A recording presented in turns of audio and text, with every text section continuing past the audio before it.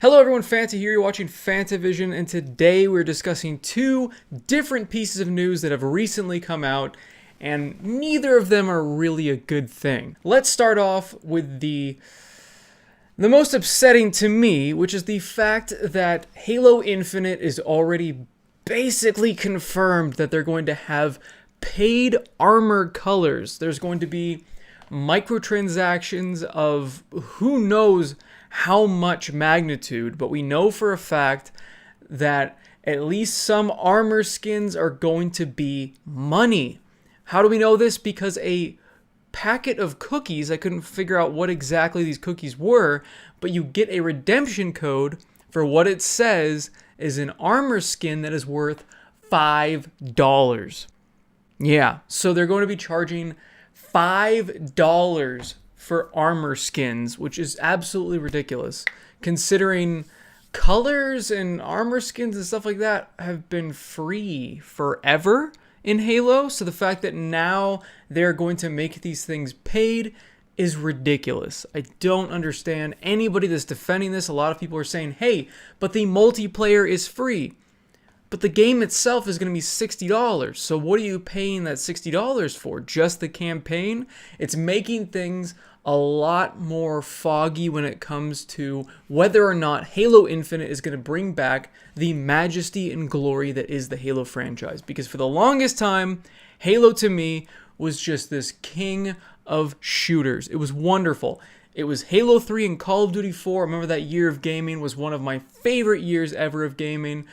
And ever since then, just Halo's been going like this, and then a steep drop off a cliff. Ever since Bungie left the project of Halo and they went and worked on Destiny, Halo has just not been the same, and it makes me really sad to see that there will probably be microtransactions. We don't know how many microtransactions though, but people are already defending these skins. I don't understand why you would defend microtransactions. I just don't. I also think they might have a battle pass. I don't know, because they've already been doing a battle pass in the Halo Master Chief Collection, but the battle pass is free.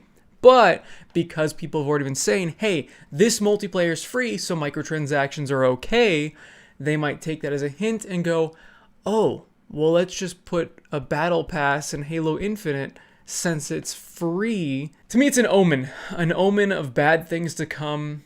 And from what we've seen of gameplay and what we're hearing about microtransactions, Halo Infinite may not be the game we're all hoping for. On more disappointing news, Cyberpunk 2077 has been delayed until December. So a lot of different people are very upset.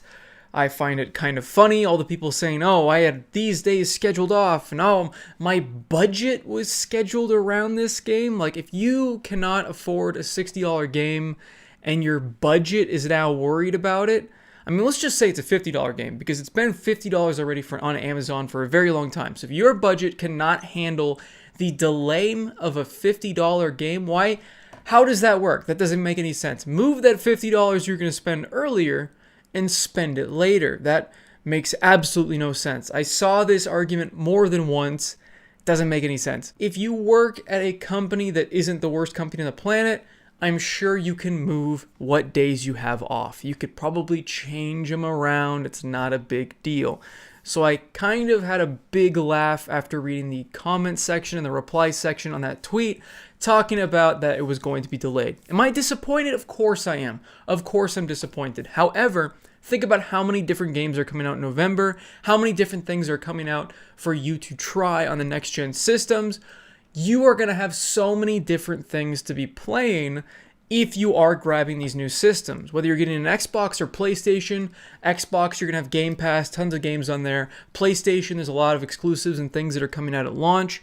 So there are going to be plenty of games to play in November that it really doesn't break my heart too much that it got delayed. I know I am in a weird camp of people that is actually okay with it, but still, like I said, I am disappointed, but if they need more time to work on it, they can have more time. I think the main reason we've seen so many delays for this, and I've already seen this discussion, and I want to touch on it as well, is the fact that they were planning and are putting this on now, well, soon to be previous gen consoles, current gen consoles that have been around since 2013.